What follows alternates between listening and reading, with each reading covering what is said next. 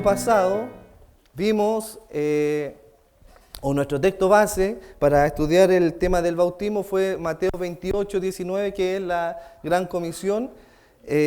Y esta Gran Comisión está en todos los evangelios y está vista de distintos puntos de vista, porque recordemos que los evangelios son sinópticos. Los evangelios están relatados inspirados por el Espíritu Santo de Dios, obviamente, pero a partir de lo que están viendo los escritores. También tenemos que entender que los evangelios no todos son apóstoles de los que escribieron los evangelios. Por ejemplo, Lucas no es apóstol, pero Juan sí es apóstol. Entonces, no confundamos ahí dentro de los 12 apóstoles, por ejemplo, a Lucas, porque no lo era, ¿ya?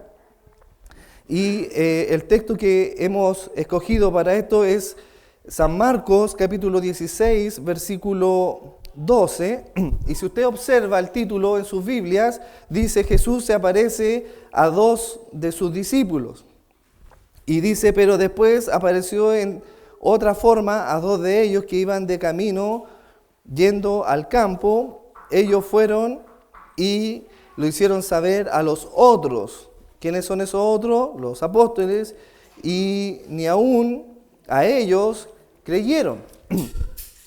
Y aquí viene nuestro texto donde se circunscribe el tema de la Gran Comisión y el sacramento del bautismo. Dice: finalmente se apareció a los 11 mismos. Observe quiénes son esos 11, los apóstoles. Falta uno, Judas, ¿cierto?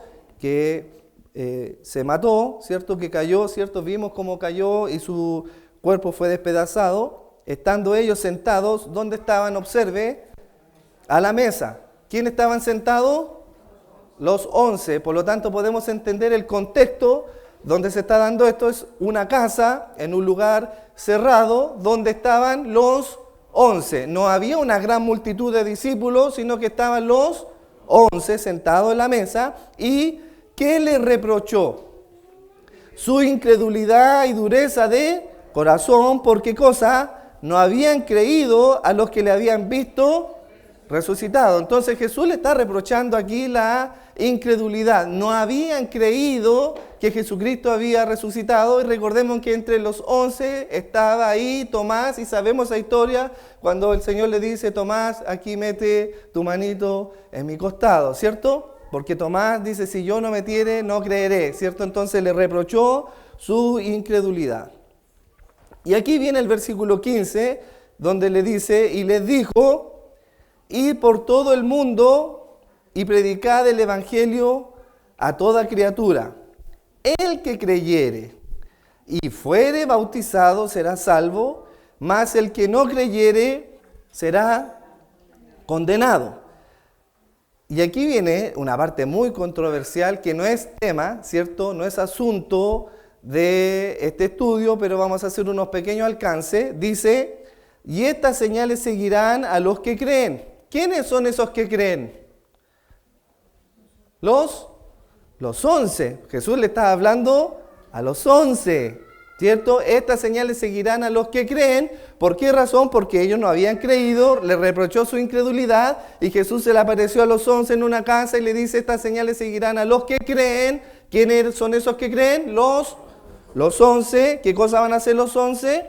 En mi nombre echarán fuera demonios, hablarán nuevas lenguas, tomarán en las manos serpientes y beberán cosas mortíferas, no le hará daño. Sobre los enfermos pondrán sus manos y sanarán. Esa es la autoridad apostólica que Jesús delegó de manera exclusiva en sus apóstoles. Por lo tanto, hoy en día no hay esos famosos curanderos o sanadores que tienen alguna autoridad o dicen tener alguna autoridad para sanar enfermos. No. Hoy día, a la luz de la palabra, entendemos que esa autoridad estaba de manera exclusiva en los apóstoles, que podían hacer señales, prodigios y milagros de sanar a un cojo, a un enfermo, etcétera, porque Dios le había delegado esa autoridad a los apóstoles. Y si usted lee en el libro de Hechos de los Apóstoles, dice que muchos de las sanidades eran hechas por mano de los apóstoles. Entonces hay que hacer una distinción. En esto no quiere decir que Dios hoy día no sane a un enfermo, no. Dios puede sanar a un enfermo, y también hay que hacer distinciones de lo que es milagro y lo que no es milagro, ¿ya? Que Dios sana a un enfermo, eso no es un milagro, porque el milagro tiene una connotación totalmente distinta, que es para autentificar la palabra de Dios. Entonces, mientras ellos predicaban, Dios, dice la Escritura, autentificaba el mensaje de la palabra de Dios por medio de señales y milagros. Entonces, hoy día no hay nada que autentificar, porque ya tenemos el canon totalmente cerrado. Perfecto. Ese era un pequeño paréntesis para poder ahora introducirnos a el tema. Entonces, el mensaje paralelo está en Mateo 28, versículos 18 al 20. Por favor, vamos a el Evangelio según San Mateo, capítulo 28, versículos 18 al 20.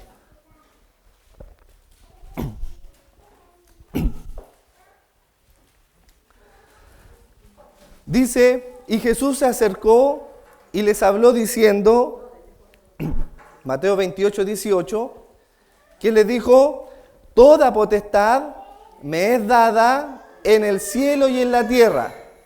Por tanto, id y haced discípulos a todas las naciones. Detengámonos ahí. ¿Cuál es la razón de que los discípulos y los apóstoles obedecieron a este mandato? La razón por la que lo hicieron es porque entendían que Jesucristo tenía toda autoridad. Y esa autoridad le fue delegada por el Padre al Hijo. Jesús dice: toda potestad me es dada en el cielo y en la tierra. Por lo tanto, yo tengo autoridad sobre todas las cosas, y eso es evidente a lo largo de toda la Escritura. Nosotros sabemos cómo Jesús reprendió a la higuera, por ejemplo, y le dijo que nadie más coma de ti fruto, y al instante esa higuera se secó. Jesús le dice a los peces: métanse en la red de Pedro, y los peces obedecen, obviamente, a la autoridad de su Señor. Jesús le dice a Lázaro: sal fuera, y la muerte no puede resistir a la autoridad del Señor. ¿Por qué? Porque toda autoridad le ha sido dada al Hijo. Y por eso, por tanto, dice el versículo, le dice: como yo tengo toda autoridad, yo os mando a que vayan y hacer discípulos a todas las naciones. Y observamos aquí en esta comisión que su amplitud o su extensión incluye al mundo entero, al decir todas las naciones. Y lo que tenemos que entender aquí es que no hay un salvador para los chinos, otro salvador para los budistas, otro salvador para los musulmanes, otro para los turcos, otro para los sudamericanos. No, hay un solo salvador para el mundo entero. Dios tiene poder y va a traer a sus ovejas al redil, sean chinos, persas, árabes, de la nación y raza, cultura que sean, Dios los va a traer a su redil. Y lo que tenemos que entender y hay que tener mucho cuidado, es creer que Dios va a salvar a todo el mundo. Porque se ocupa mucho este versículo, porque de tal manera amó Dios al mundo, que dio a su Hijo unigénito para que todo aquel que en él cree sea salvo. Y todos dicen: ve, Dios murió por todo el mundo, y nosotros sabemos que eso es contradictorio con las Escrituras, porque si Dios muriera por todo el mundo y amara a todo el mundo, entonces ¿a quiénes envía al infierno? Si Dios lo ama, se contradeciría. Por lo tanto, sabemos que Dios murió por sus escogidos. ¿Cómo lo sabemos? Tenemos que hacer, obviamente, una hermenéutica y una exégesis correcta de lo que estamos leyendo. Por ejemplo, vamos a San Juan 10, 14, Evangelio según San Juan, capítulo 10, versículo 14. Usted va a encontrar aquí la oración intercesora de Jesús por sus discípulos. Evangelio según San Juan, capítulo 10, versículo 14. La oración de Jesús por sus discípulos, y Jesús dice en el versículo 14, observe: yo soy el buen pastor y conozco mis ovejas, y las mías me conocen, así como el Padre me conoce y yo conozco al Padre y pongo mi vida por las ovejas. Observe aquí, también tengo otras ovejas que no son de este redil, es decir, las primeras ovejas, o a quien vino el Señor, Él vino primero a los suyos, ¿cierto? A su pueblo. Él en su primer ministerio vino a su pueblo, ¿cierto? Yo no he venido sino a la oveja perdida de Israel, ¿cierto? Ese es su primer inicio ministerial de Jesús, pero Jesús ahora se vuelve hacia todas las naciones diciendo que también tengo otras ovejas que no son de este redil, del redil de Israel, aquellas también debo traer. Y me encanta, hermano, que por favor subraye esa frase porque son súper importantes. ¿Quién es el que hace traer a las ovejas? El Señor. No es que usted haya venido al Señor, sino que aquí lo está diciendo, aquellas también debo yo traer. El Señor es el que trae y oirán mi voz y habrá un rebaño, ¿sí? Un solo cuerpo, ya no hay esclavo ni libre, ni judío ni griego, somos todos uno, un solo rebaño y un pastor. Por eso me ama el Padre, porque yo pongo mi vida para volverla a tomar. Nadie me la quita, sino que yo de mí mismo la pongo. Tengo poder, observe, leímos la autoridad, ¿cierto? Toda potestad me es dada, ¿cierto? Observa aquí nuevamente Juan lo que está diciendo. Tengo poder para ponerlas y tengo poder para volverlas a tomar. Este mandamiento recibí de mi Padre. Él tiene poder para traer a sus ovejas al redil. ¿Para qué las va a traer sus ovejas al redil? Evangelio según San Juan, nuevamente capítulo 3, versículo 15. Para que todo aquel que en Él cree no se pierda, mas tenga vida eterna. Y la primera distinción que tenemos que hacer aquí, que el bautismo no es el medio que Dios emplea para salvar a sus escogidos, a sus ovejas.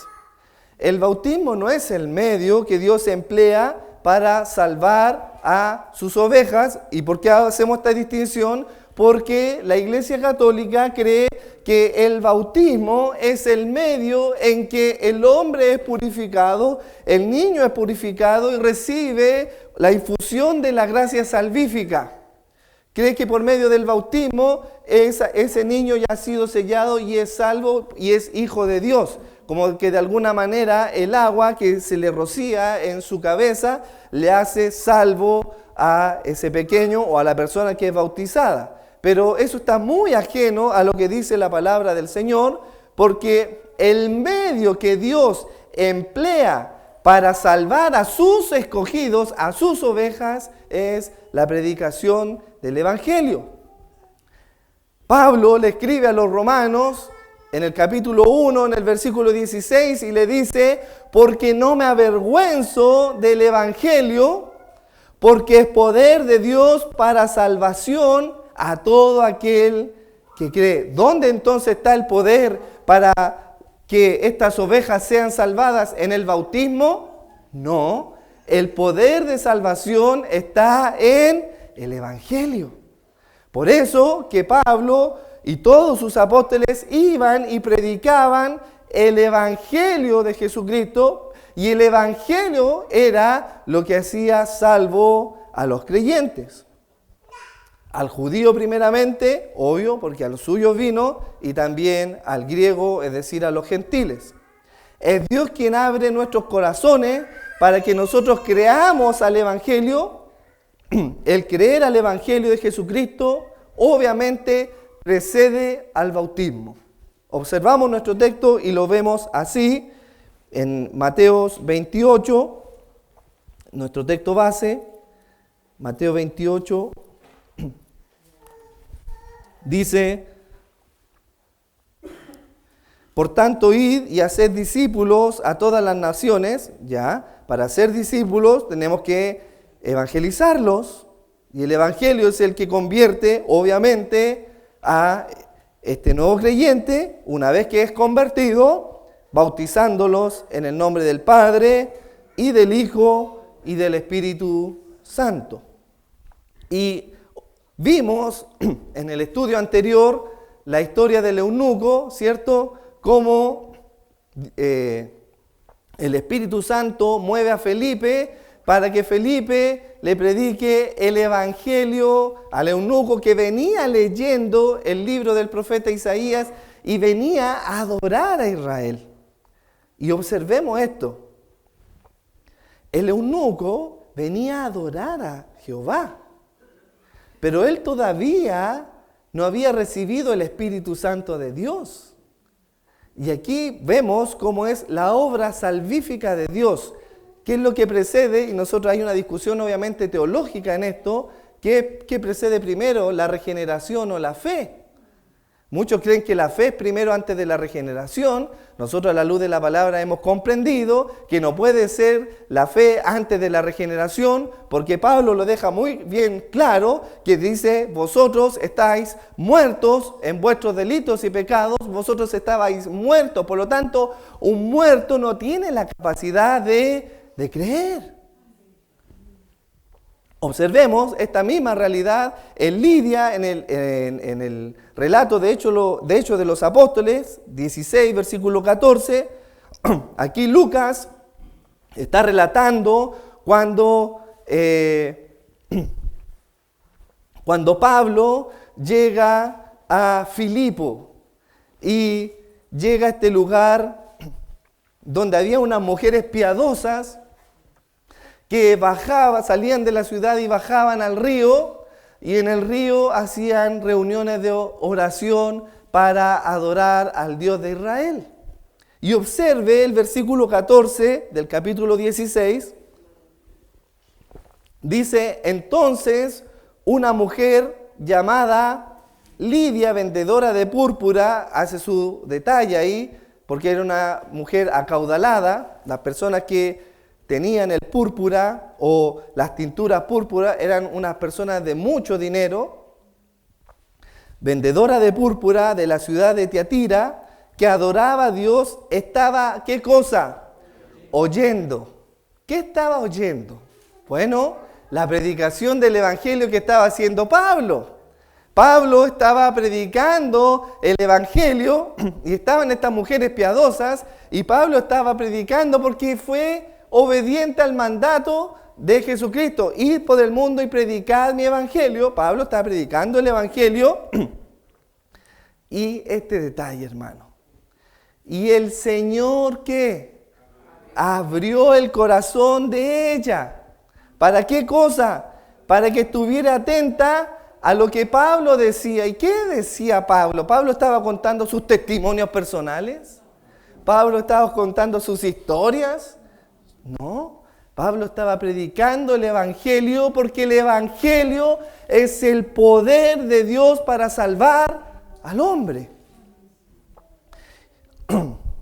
Y estuvo atenta y el Señor le abrió el corazón para que recibiera la palabra de Dios, el Evangelio de Jesucristo. Y vemos que no es que usted se haya dispuesto a abrir su corazón, abra su corazón para recibir a Cristo. No, hermano.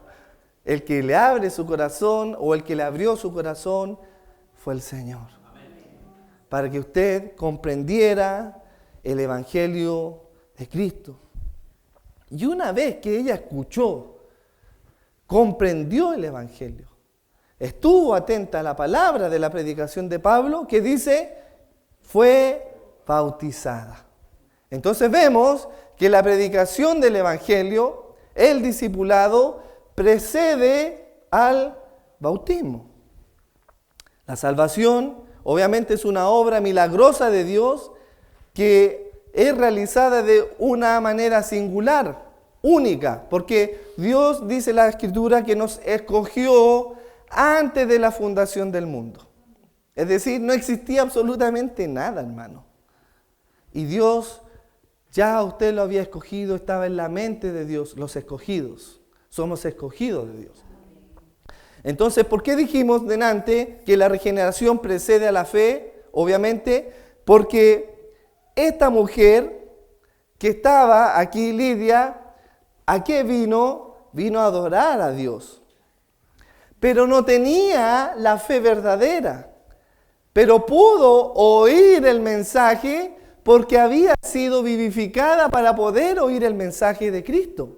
Recordemos, cuando se acerca a Jesús Nicodemo, Jesús le dice: Nicodemos, es necesario nacer de arriba. Porque Nicodemo le está preguntando: ¿cómo puedo entrar en el reino de los cielos? ¿Cómo puedo tener la vida eterna? Y Jesús le dice: ¿no eres tú maestro? ¿No eres tú el nací de todos los judíos? ¿Y no sabes tú estas cosas? Que es necesario nacer de nuevo para entrar en el reino de los cielos. Aquí está hablando de la regeneración. ¿Cómo puede ser esto?, dice él. ¿Acaso voy a entrar en el vientre de mi madre y volver a nacer? No, le dice, porque lo que es nacido de la carne, carne es, y lo que es nacido del Espíritu, Espíritu es. Por lo tanto, lo que está diciendo aquí Jesús, y pone esta ilustración del nacimiento, y es algo, hermano, es lo único que usted no ha hecho o no ha aportado en su vida, el nacer. Dígame, ¿qué hizo usted para venir a este mundo? ¿Hizo algún esfuerzo en juntar el espermio con el...? No hizo nada para venir a nacer. Por lo tanto, de la misma manera, la obra de regeneración no depende de usted, es una obra del Señor. Nacido desde arriba, es necesario nacer desde arriba. Y la persona que ha sido regenerada recién puede oír el mensaje del Evangelio. Porque así ha pasado de muerte a vida, y ahora esta mujer estaba viva, adorando a Dios, pero todavía adoraba lo que no conocía, pero vino el verdadero Evangelio, Cristo abrió su corazón y recibe la fe salvadora, que se manifiesta ahora eso interno de poseer la fe salvadora en algo externo, el bautismo. El bautismo, por lo tanto, simboliza una realidad interna que es de la salvación. Sin embargo, debemos entender que este simbolismo no lleva a cabo lo que simboliza. ¿Se entiende?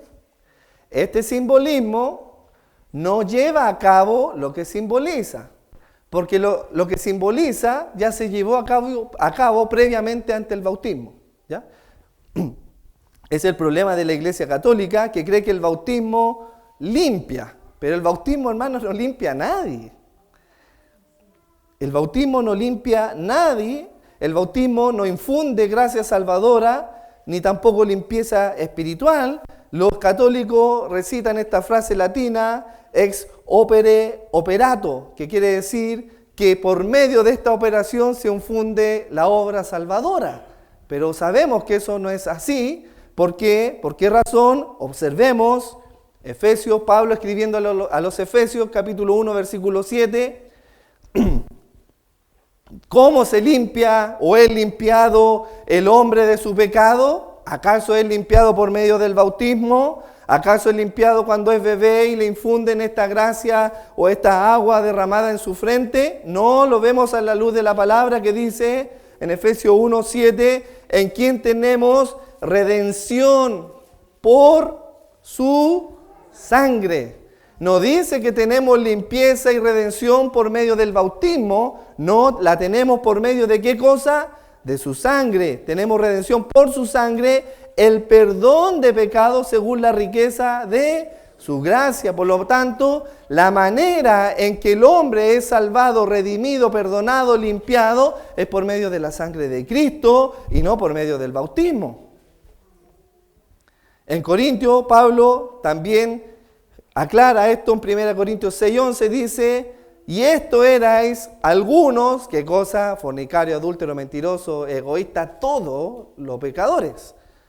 Mas ya habéis sido lavados, ya habéis sido santificados, ya habéis sido justificados. ¿Por el bautismo? No. En el nombre del Señor Jesucristo y por el Espíritu de nuestro Dios.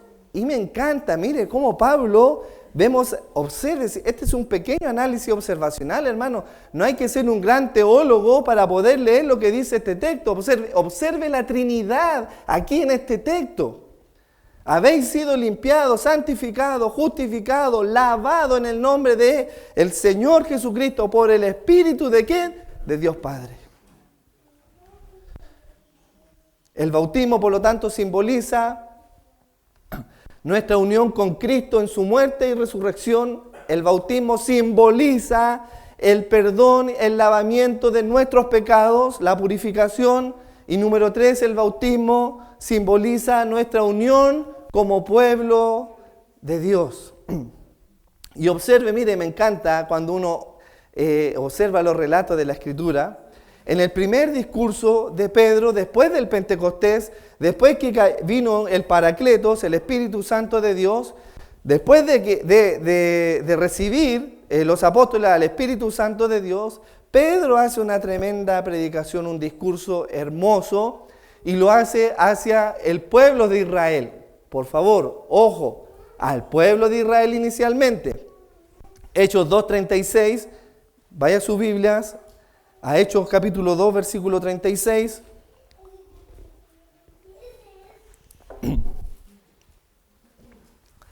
Observemos este relato y vemos cómo el bautismo o el simbolismo del bautismo representa la unidad del cuerpo de Cristo que es su iglesia. Sepa pues, Pedro hablando aquí, ciertísimamente, verdaderamente, vimos el testimonio de los apóstoles. ¿Quién? Aquí, toda la casa de Israel. Perfecto. Recordemos que hay una separación entre Israel, ¿cierto? Y la iglesia. Son dos cosas distintas. Israel y la iglesia. Sepa toda la casa de Israel que a este Jesús, a quien vosotros, ¿qué cosa? Crucificasteis. Dios le ha hecho Señor y Cristo. Pedro predicando el Evangelio a los israelitas. A quien vosotros matasteis, le dice. A ese era el Mesías. Es el que había de venir. Pero vosotros lo matasteis. A los suyos vino, mas los suyos no le recibieron. Le está diciendo, vosotros lo matasteis. Obviamente, por los designios del Señor. ¿Qué sucedió cuando Pedro lo llamó al arrepentimiento? Porque el verdadero evangelio, a diferencia del falso evangelio de la prosperidad, que el falso evangelio de la prosperidad no llama a nadie al arrepentimiento, hermano. Por eso que es falso, porque le ofrece tantas cosas que ¿quién se va a arrepentir en ese evangelio? Si le dicen que Dios va a solucionar tus problemas matrimoniales, tienes problemas económicos, Dios los va a solucionar. En fin, ¿quién se va a arrepentir en ese evangelio? Nadie. Si es un Dios como un Aladino, que está a merced de uno para que nosotros le pidamos lo que queramos y Él lo va a hacer porque se lo pedimos con fe supuestamente.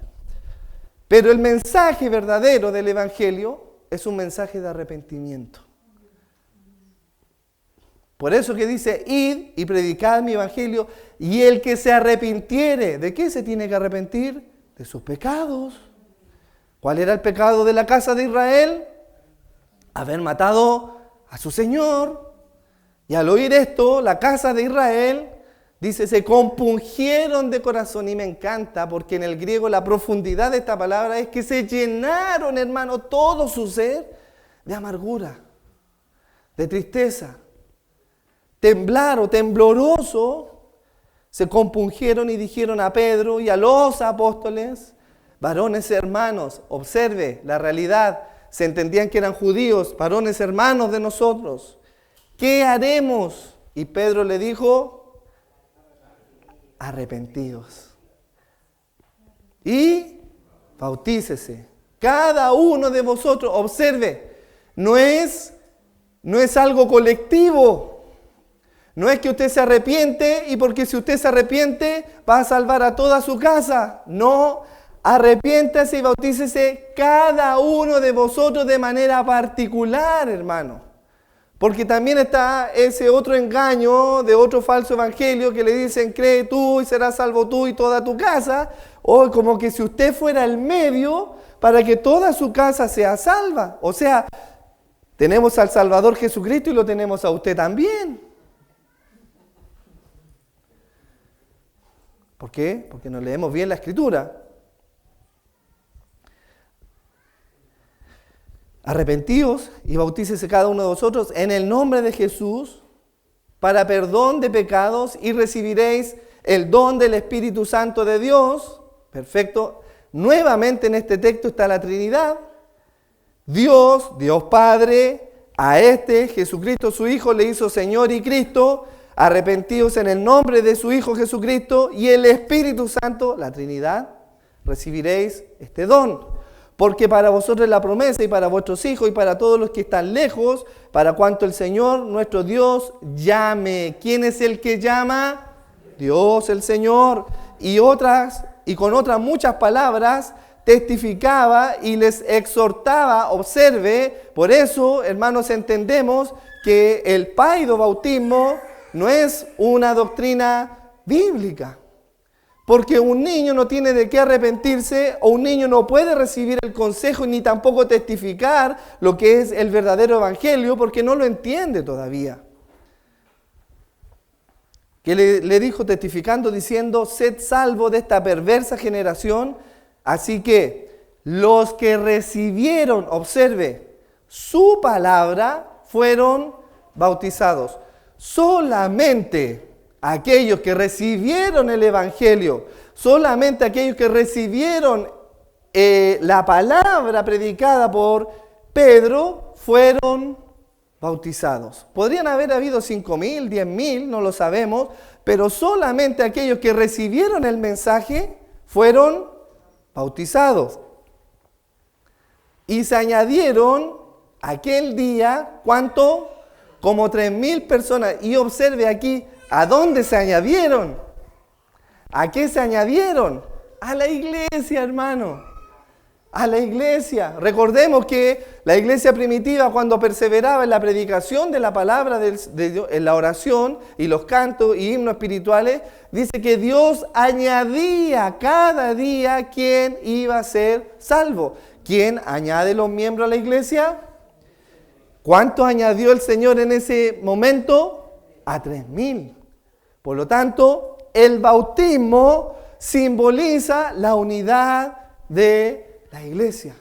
Nos representa como iglesia. Es un simbolismo de la unidad de ser añadido a el cuerpo de Cristo. El símbolo del bautismo es administrado a los que reciben y creen al Evangelio de Cristo. Por lo tanto, la cristoformidad y la fe no puede ser manifestada en un infante. Esa es una palabra un poco compleja. La cristoformidad. Cristoformidad. ¿Qué quiere decir esto? Que usted es conformado a la imagen del Hijo, ¿cierto? Porque ese es el varón perfecto y a ese nosotros apuntamos y en ese varón queremos ser moldeados. Por lo tanto, un infante no puede ser moldeado a la imagen de Cristo. Gálatas 3:27 dice Pablo a los Gálatas, porque todos los que habéis sido bautizados, observe, de Cristo estáis revestidos, conformados. A eso se refiere. Gálatas 3:27, porque todos los que habéis sido bautizados en Cristo, de Cristo estáis revestidos. Esa es la cristoformidad. Por lo tanto, un infante no tiene noción de esa cristoformidad. El Nuevo Testamento llama, por lo tanto, a los creyentes a ser bautizados en agua como testimonio público externo de poseer una realidad interna, de poseer la fe salvadora. Ahora viene lo complejo. ¿Quién debe ser bautizado? ¿Quiénes deben ser bautizados? Solo deben ser bautizados aquellos que han hecho una profesión de fe verdadera, aquellos que han creído y aquellos que han manifestado un cambio de vida. Basta solamente creer al Evangelio. Cuando el eunuco le pregunta a Felipe, ¿y qué impide? ¿Qué impide, Felipe, que yo sea bautizado? Si crees de todo corazón, puedes hacerlo. No le dijo Felipe, bueno, tienes que hacer fundamentos de la fe para ser bautizado. No le dijo, tienes que ser un gran teólogo y tener una madurez espiritual antes de ser bautizado. No. ¿Crees en el Hijo? Sí, creo. ¿Te has arrepentido? De todo corazón me he arrepentido. Y lo reconozco, porque el arrepentimiento, hermano, no es un acto secreto, es un acto público. Recordemos que Pablo dice, hermanos, varones, esto yo era. Era aborrecible. Hermanos, si yo fui cómplice, yo perseguí a los cristianos. Di mi venia para matar a Esteban. Esto era yo. Pero todas esas cosas lo hice en ignorancia e incredulidad, porque no había creído al Evangelio y estaba en una ignorancia siendo erudito en la ley. Observemos esa distinción. Usted puede conocer la palabra del Señor, ser erudito en la ley, pero eso no lo hace ser un cristiano. Entonces, basta solamente creer de todo corazón y bien puedes ser bautizado. Lo difícil es, ¿cómo debemos ser bautizados? ¿Por aspersión o por inmersión? Porque hay dos corrientes, uno que es, ¿cierto?, una chispita de agüita y otro que tiene que ser sumergido. ¿Qué dice la palabra? Vamos a la palabra. Observemos, la palabra bautismo es una palabra transliterada de la palabra griega baptizo, que significa sumergir y hundir. Vamos, observemos San Juan 3:23, que la Escritura nos diga cómo debe ser el bautismo. Que las Escrituras nos enseñen cómo debe ser el bautismo. Evangelio según San Juan, capítulo 23.